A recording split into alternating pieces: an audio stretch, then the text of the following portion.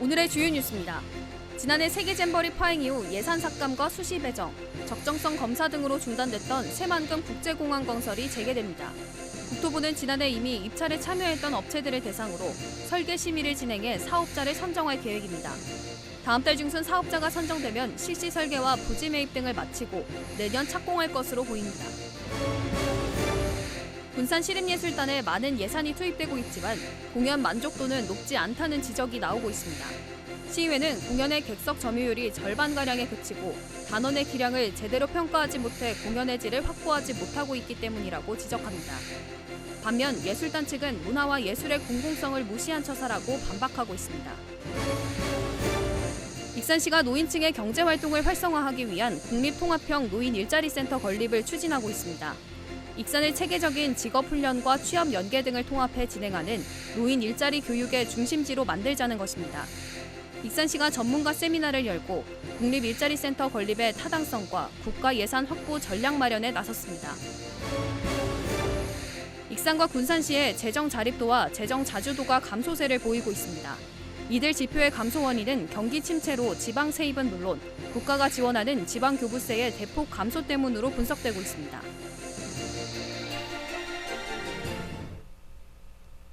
여러분 안녕하십니까? 5월 28일 화요일 종합뉴스입니다. 지난해 세계 잼버리 파행 이후 예산 삭감과 수시 배정, 적정성 검사 등으로 차질을 빚었던 새만금 국제공항 건설이 재개됩니다. 국토부는 오는 30일 설계 심의를 진행해 사업자를 선정하고 2029년까지 활주로와 항행 안전시설 공사 등을 마칠 계획입니다. 오영묵 기자입니다. 세계 스카우트 잼버리 파행으로 새만금 SOC 재검토 여론이 거세지자 국토교통부가 적정성 점검 용역을 진행하며 사실상 공사가 중단된 새만금 공항. 기획재정부가 관련 예산을 삭감하고 수시 배정 예산으로 지정해 예산이 반영되지 않았습니다. 하지만 지난달 적정성 점검 용역 중간 결과 사업 추진에 문제가 없는 것으로 드러났습니다. 이에 따라 기재부가 예산을 수시 배정에서 해제하고 긴급 집행하기로 했습니다.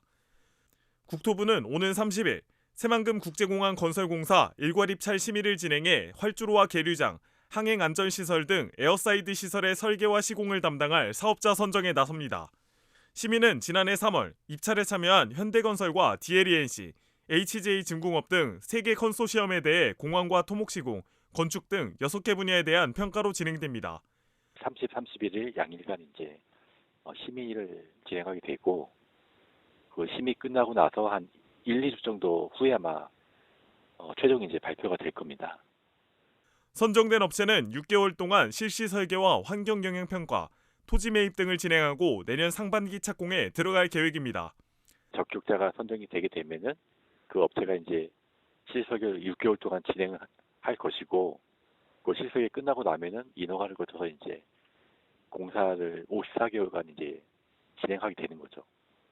한편 국토부는 새만금 국제공항 에어사이드 시설 공사에 투입될 5,610억 원의 집행을 기획재정부에 요청할 예정입니다.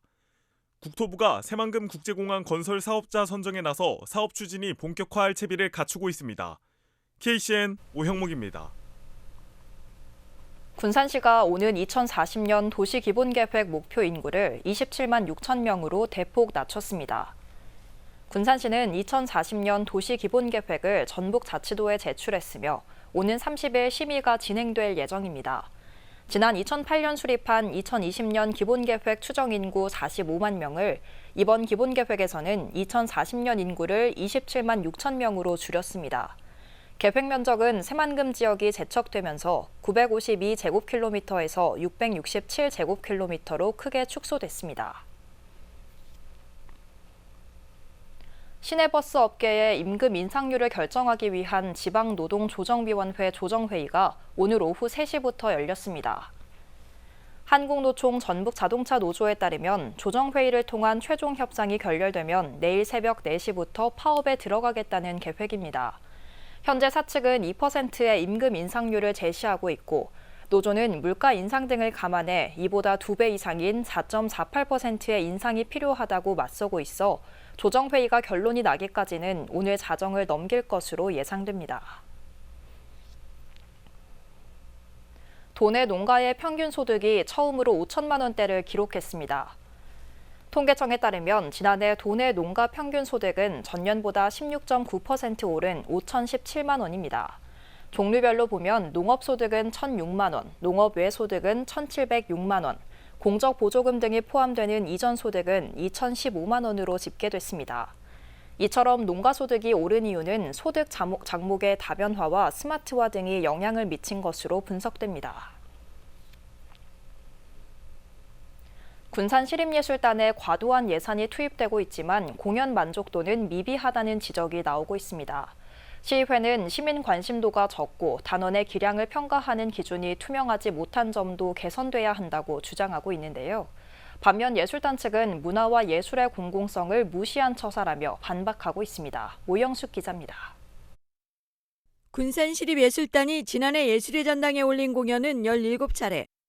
객석 점유율은 1,200석 가운데 평균 55%, 최근 5년 동안 평균 51%에 그쳤습니다. 반면 지난해 외부 공연은 18차례 공연에 평균 78%를 보였고 10만 원 이상 유료 공연은 전석을 채웠습니다. 군산시의회가 분석한 자료에 따르면 실제 들어간 비용은 시립예술단이 외부 공연보다 8배 이상 더 많았습니다. 외부 공연에 든 비용은 8억 원이지만 시립예술단은 인건비를 포함해 71억 원. 더욱이 단원의 기량을 평가하는 정기평정이 유명무실하다는 지적이 나오면서 곱지 않은 시선을 받고 있습니다. 당초 1년에 한 차례 받던 실기 능력 평가가 2년으로 늘어나고 평가에 따라 재위촉을 하게 되지만 지금까지 위촉되지 못한 단원은 한 명도 없습니다. 퀄리티 부분을 감당하는 부분이 그 평가인데 평가가 되었는지 이것이 안 되면 결국은 예술단의 어떤 수준이라든가 연주력이라든가 이런 걸 평가받을 수가 없어요. 좀 평가 기준이 현재 모호하다. 이러다 보니 시립예술단 전체 예산 가운데 90%를 차지하는 인건비 논란이 불거지는 이유입니다. 시의회는 외부 공연을 더 늘리는 게 시민들의 공연 만족도를 높일 수 있다며 효과적인 방법을 찾아야 한다는 입장입니다. 작년에 가요 무대를 했었습니다. 3억의 예산을 들여서 군산 시민 12,000명 그리고 이제 돌아가신 분도 있고 제도적인 측면에서 보완이 필요하다라고 하면 또 보완이 필요한 거고. 하지만 예술단 측은 1회 공연에 드는 비용은 1,000만 원가량으로 1년 동안 2억 원에 불과하다며 경제적 잣대로 판단하는 것은 문화예술의 공공성을 무시한 처사라고 반박했습니다. 3억 드는 공연만 예를 들어도 저희랑 비교가 안 될 정도로 그럼에도 불구하고 저희들은 그 60에서 70% 이상 관객 점유율을 차지하고 있거든요. 되게 유명 가수가 오면 당연히 홍보가 잘 되니까 그러겠죠. 그리고 저희가 누차 말씀드리지만 저희 시립예술단은 공공성의 영역이잖아요. 세금으로 충당되는 시립예술단 운영비, 단원들의 기량이 제대로 갖춰졌는지, 시민들의 관심도가 높은지 다시 한번 돌아봐야 할 시점입니다. KCN 모영숙입니다. 항구도시 군산을 대표하는 수산물 축제가 13년 만에 다시 열릴 것으로 전망됩니다. 군산시는 당초 올 가을 홍대 축제를 열기로 했지만 시간여행 축제와 맞물리면서 내년 4월로 조정을 검토하고 있습니다. 홍대는 최근 군산이 주 생산지로 떠오른 홍어와 군산 특산품인 박대, 대구의 글자를 따 이름 지었습니다. 한편 군산 수산물 축제는 주꾸미를 주제로 해망동에서 열리다가 공급 부족, 서천군과의 경쟁력 약화 등으로 지난 2012년 이후 열리지 못했습니다. 군산시가 기피부서를 우대부서로 지정하고 직원에게 인센티브를 제공합니다. 시는 부서별로 신청을 받아 직원과 부서장 투표, 공무원 노동조합 추천 등을 합산해 우대부서를 선정했습니다. 우대부서는 경로장애인과 3곳과 교통행정과 3곳, 아동정책과 2곳 등 총 12개 부서입니다. 우대부서 직원은 근무 성적 평정 실적 가점과 성과상여금 A등급 이상 지급, 2년 이상 근무자 희망정보 우선 반영 등 인센티브를 제공받을 수 있습니다. 올 하반기 군산시 국장급 공무원 5명이 퇴임하면서 강임준 시장 재임 기간 최대 인사폭이 예고되고 있습니다. 군산시에 따르면 올 하반기 퇴직할 공무원은 국장급 5명을 포함해 과장과 계장 등 20명이 넘을 것으로 알려졌습니다. 이에 따라 올 하반기 인사는 국장 승진 5명을 비롯해 과장급은 7명에서 8명이 예상됩니다. 다음 달 퇴직할 국장은 안창호 자치행정국장과 서광순 복지환경국장, 김창완 시설관리사업소장, 김판기 안전건설국장, 김주홍 시의회 의사국장 등입니다. 군산시민발전이 오는 31일부터 다음 달 7일까지 대표이사를 공개 모집합니다. 시민발전은 임원 결격 사유에 해당하지 않는 에너지 분야 전문가 또는 사업 추진 능력을 가진 사람을 모집한다고 밝혔습니다. 대표이사는 임원추천위원회의 서류 심사와 면접 등을 거쳐 최종 추천되며 군산시장이 임명하게 됩니다. 한편 시민발전 대표이사직은 지난 2022년 9월 서지만 전 대표이사의 사임 이후 20개월 넘게 공석을 유지하고 있습니다. 도의회 후반기 의장을 놓고 3파전 경쟁 구도가 형성됐습니다. 민주당 전북도당에 따르면 다음 달 20일 의원총회를 통해 의장 후보를 결정할 예정입니다. 후반기 의장에는 군산 문승우 의원과 김제 황영석 의원, 장수 박용군 의원이 경쟁 구도를 형성했습니다. 도의회는 전체 40명 의원 중 37명이 민주당 소속입니다. 익산시는 지역 소멸 위기에 인구는 줄고 있고 초고령 사회 진입까지 앞두고 있습니다. 때문에 노인층의 경제활동 기간을 늘리기 위한 체계적인 직업훈련과 취업 연계 등이 그 어느 때보다 중요해지고 있는데요. 익산시가 오늘 전문가 세미나를 여는 등 국립통합형 노인 일자리 센터 건립에 나섰습니다. 최정우 기자입니다. 익산시가 국립통합형 노인 일자리 센터 건립을 추진하고 있습니다. 이를 위해 다이로움 한 끼 밥상 2층 회의실에서 전문가 세미나를 갖고 설립 당위성 등을 살펴봤습니다. 익산시는 지역 소멸 위기로 인구가 줄고 있는 반면 노인층은 늘어 초고령 사회 진입을 앞두고 있습니다. 현재 익산시 노인 인구는 전체 인구의 21%를 넘어선 6만여 명. 이들 중 10% 수준인 1,600여 명은 노인복지관, 시니어클럽 등 16개 기관에서 진행하는 노인 일자리 사업에 참여해 경제 활동을 이어가고 있습니다. 퇴직 이후 재취업이 어렵다 보니 황혼기 경제적 빈곤을 겪는 사례가 늘고 있습니다. 때문에 노인층에 대한 체계적인 일자리 연계와 전문교육, 경력 관리 등이 필요해지고 있습니다. 국립통합형 노인 일자리 센터는 이 같은 역할을 수행하게 됩니다. 이제 경제활동 인구가 감소하기 때문에 그렇습니다. 향후 20년 후에는 1,000만 명 정도가 감소할 거거든요. 그걸 대체할 만한 인력이 없거든요. 그렇다고 한다면 노인들에게 적절한 훈련을 시켜서 익산시가 지난해 완료한 전문 용역에서 추산된 사업비는 500억 원. 오는 2018년까지 전체 부지 2만 5천 제곱미터의 직업 체험시설과 교육 연수시설 등을 구축할 계획입니다. 적합 부지로 검토된 지역은 성담면과 운포면, 익산역 구도심 등 3곳입니다. 사업이 본궤도에 오르려면 정부로부터 필요성을 인정받아 내년 국비로 기본계획 용역비 3억 원을 확보해야 합니다. 익산시는 정치권과 함께 정부 설득에 나설 방침입니다. 정치권과 좀 협력해서 국비 사업을 확보하는 부분에 지금 주안점이 맞춰져 있고 2028년까지로 저희가 계획하고 있고요. 지금 부처하고 협의 과정에서 기간은 조금 더 연장이 될 수 있다라고 판단하고 있습니다.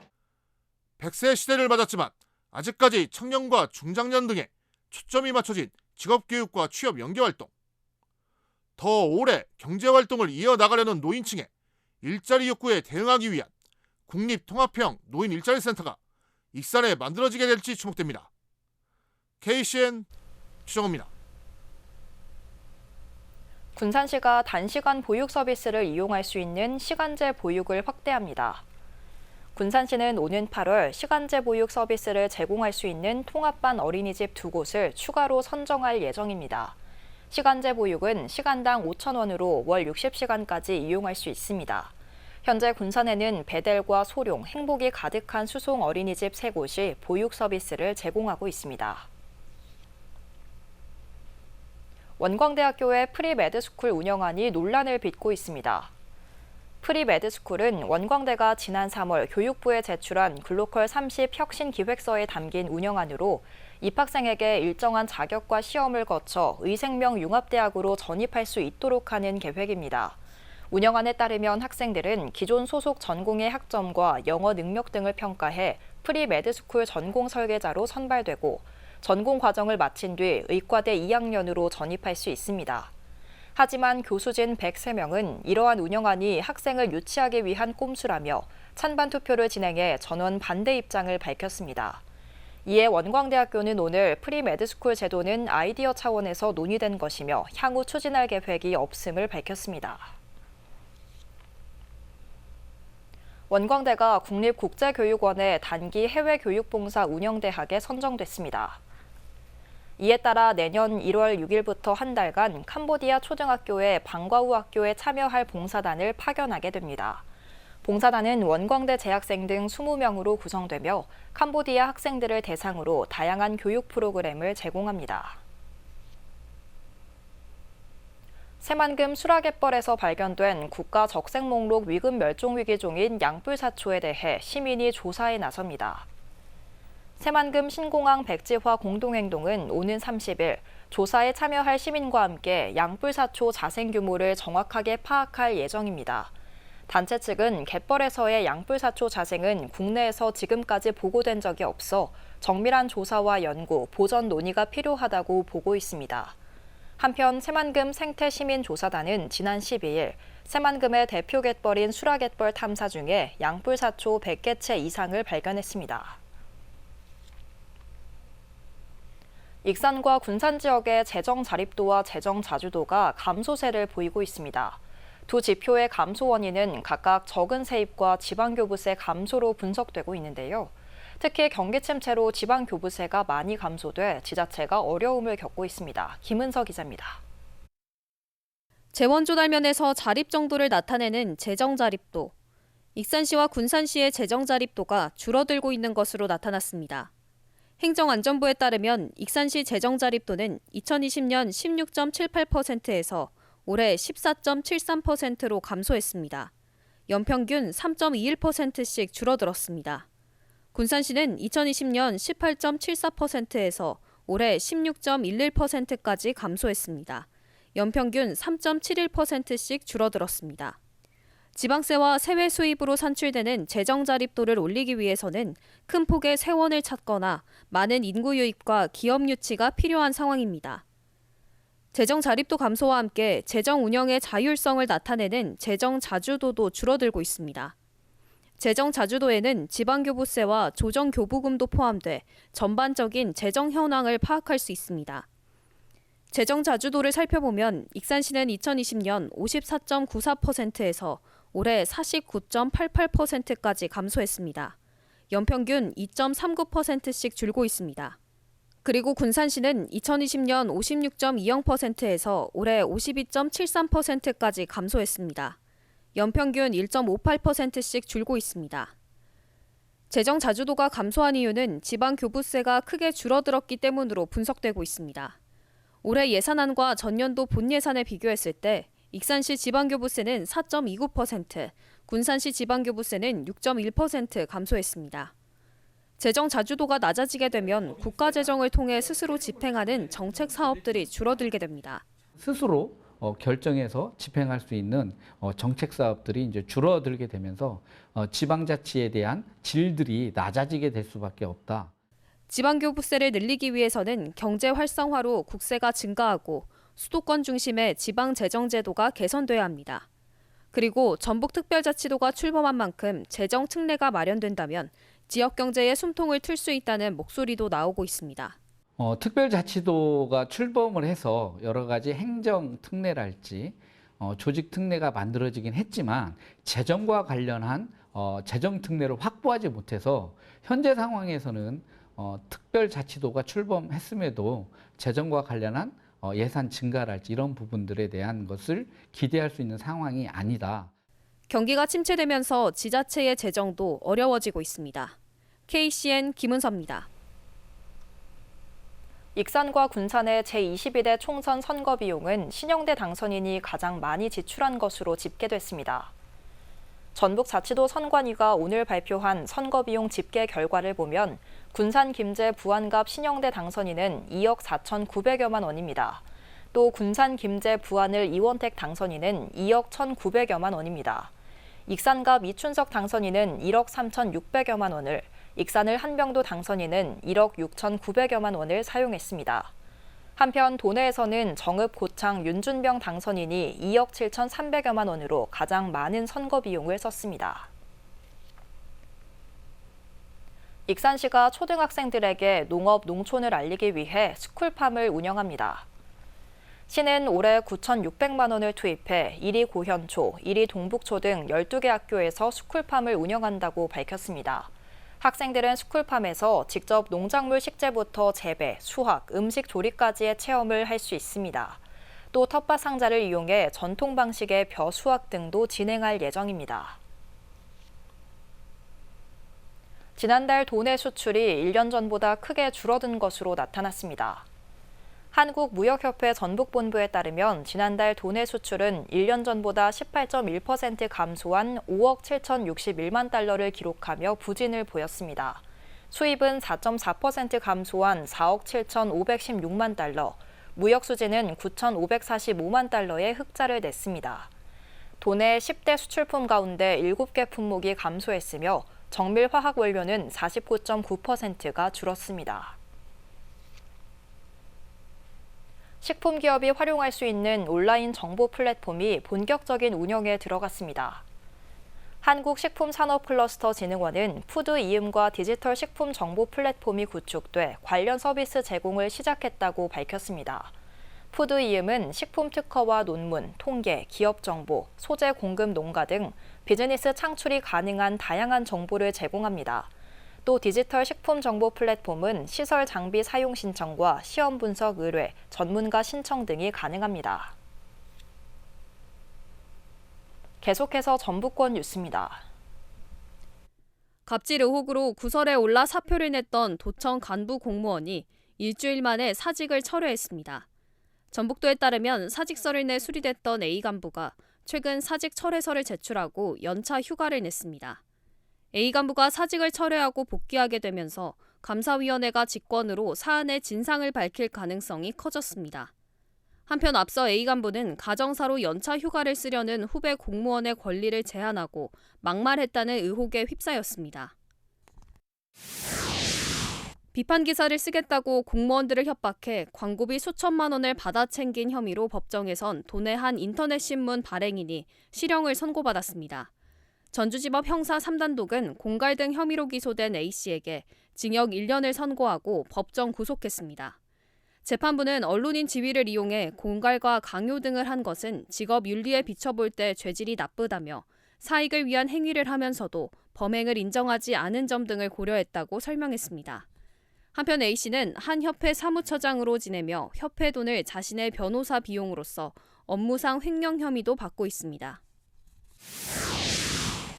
김제의 한 폐지 재활용 공장에서 슬러지를 제거하던 노동자 4명이 쓰러져 병원으로 옮겨졌습니다.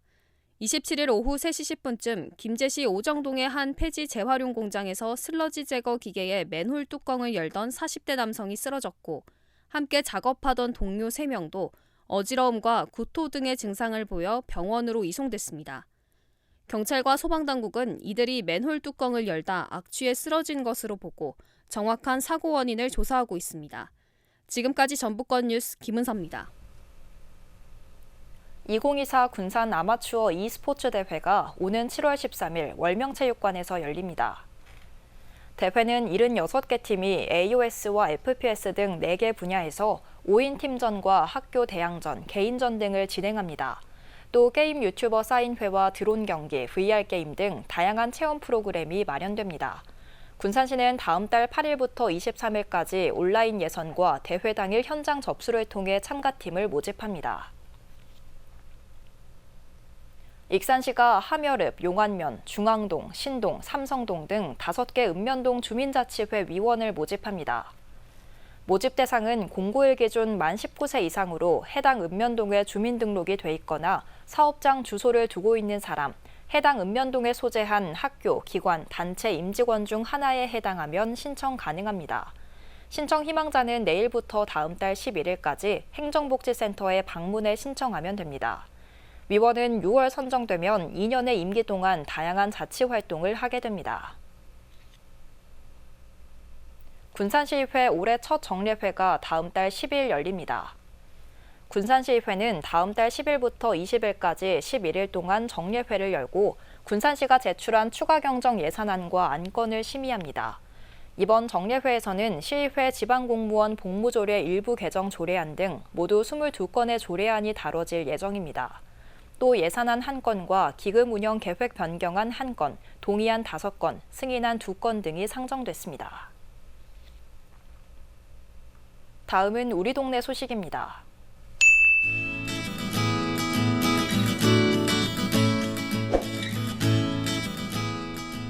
익산시 곳곳에서 우리 동네 어울림 정원 만들기 사업을 통해 지역 주민들이 자연과 함께 힐링할 수 있는 정원이 조성되고 있습니다. 총학동 행정복지센터에서는 물망초 경로당 앞 부지에 달빛 테마정원 가꾸기에 나섰고 동산동 주민자치위원회는 행정복지센터 앞에 유천 맹문동 정원을 조성했습니다.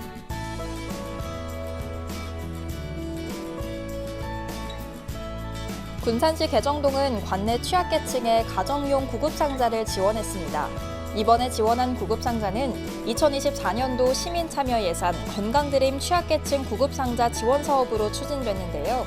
일상에 꼭 필요한 기본상비약 18쪽으로 구성해 명예사회복지공무원을 통해 저소득 취약계층 100가구에 전달됐습니다.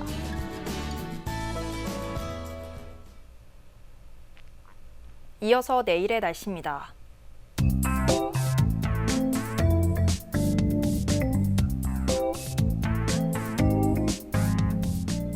내일 전북은 맑은 가운데 낮과 밤의 기온차가 크겠습니다.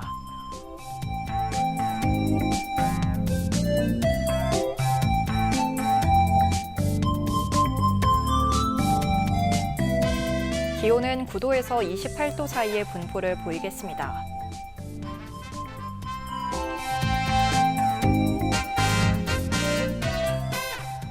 군산은 맑은 가운데 23도까지 오르겠습니다.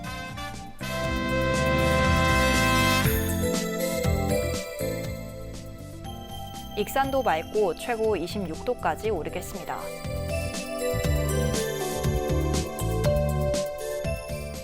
바다의 물결은 0.5에서 1.5m 사이로 일며 매우 잔잔하겠습니다. 날씨였습니다. 이상으로 KCN 종합뉴스를 마칩니다. 정확한 보도로 늘 함께하겠습니다. 시청해주신 여러분 고맙습니다.